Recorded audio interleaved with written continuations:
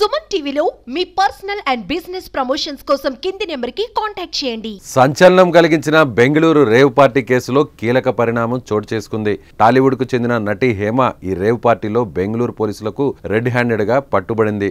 కానీ తాను అక్కడ లేనని హైదరాబాద్ లోని ఓ ఫామ్ హౌస్ లో ఉన్నట్లు ఓ వీడియో రిలీజ్ చేసి అందరినీ నమ్మించే ప్రయత్నం చేసి బోల్తా పడింది.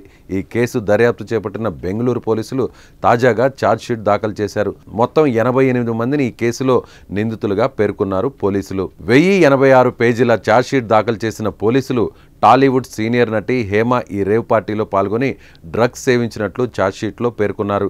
ఈ పార్టీలో MDMA డ్రగ్ను హేమ సేవించినట్లు ఆధారాలను పోలీసులు సేకరించడంతో పాటు మెడికల్ రిపోర్ట్స్ను ఛార్జ్షీట్కు జోడించారు.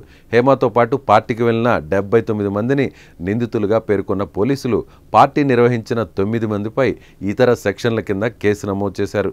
NDPS సెక్షన్ 27 కింద నటి హేమను నిందితురాలుగా పోలీసులు పేర్కొన్నారు. హేమకు పాజిటివ్ రాగా హేమతో పాటు హాజరైన మరో యాక్టర్కు డ్రగ్స్లో నెగిటివ్ వచ్చిందని పేర్కొన్నారు. తాను ఏ పాపం ఎరగను, కొందరు కావాలని ఈ కేసులో తనను ఇరికించారని ప్రగల్భాలు పలికిన నటి హేమ ఛార్జ్షీట్లో పేరు నమోదు చేయడంతో గతంలో ఆమె రిలీజ్ చేసిన వీడియో పోలీసుల నుండి తప్పించుకునేందుకు ఆడిన నాటకంలో భాగంగా చేసింది అని తేలిపోయింది.